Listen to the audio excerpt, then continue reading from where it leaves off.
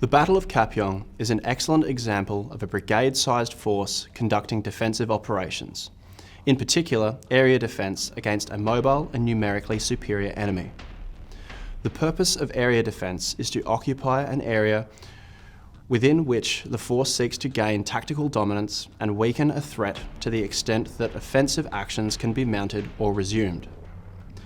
Two of the key considerations of manoeuvre theory employed by the Allied forces at Kapyong were the use of terrain and the employment of reserves. The use of terrain refers to how a defending element occupies and defends elements of key and decisive terrain, enabling them to gain a tactical advantage over the enemy.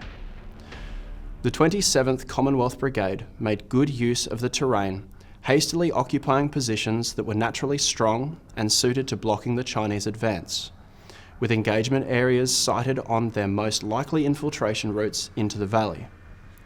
The brigade occupied a series of company-sized defensive positions across a 7-kilometre frontage.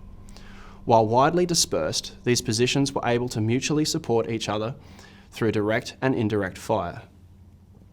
When the mass of advancing Chinese were able to penetrate the defensive positions by infiltrating columns of Korean refugees, 3 RAR's occupation of commanding terrain allowed them to disrupt the brunt of the Chinese assault on the evening of the 23rd of April.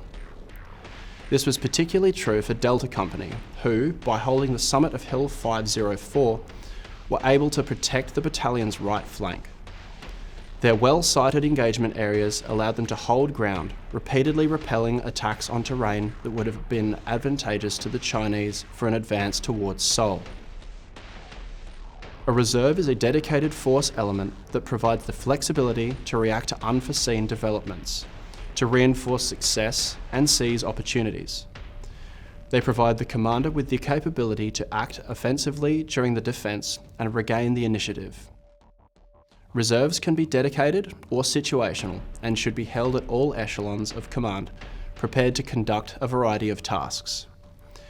Due to the dispersed nature of the brigade, reserves became key to enabling the defence of the Kapyong Valley.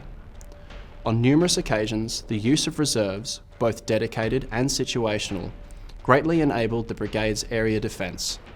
Primarily, the US Sherman Tank Company was used as a dedicated reserve. Their armour, firepower and mobility were vital to providing counter-penetration across the brigade's position. Almost overrun at various times through the night, Bravo Company 3RR employed good orchestration of fires on Chinese form-up points to break up their assaults, and made aggressive local counterattacks supported by US tanks to clear penetrated positions. Alpha Company also demonstrated their use of situational reserves, dispatching local counter-penetration patrols within their company defensive position to regain territory from the Chinese. Later in the battle, the mobility and firepower of the US tanks was key in conducting ammunition resupply, casualty evacuation, and ultimately enabling 3RR to break clean. The tactical application of the considerations for area defence by 3RR at Kapyong was crucial to ensuring an Allied victory.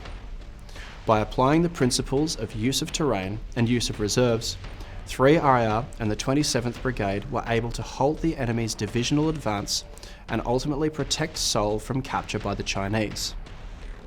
The Battle of Kapyong is remembered as a famous victory in the Australian Army and the armies of the Commonwealth who also fought there. The hasty area defence conducted by 3RR enabled them to defeat a numerically superior force in arduous circumstances. 70 years later, Kapyong still provides a relevant example to today's army on the application of area defence at the tactical level.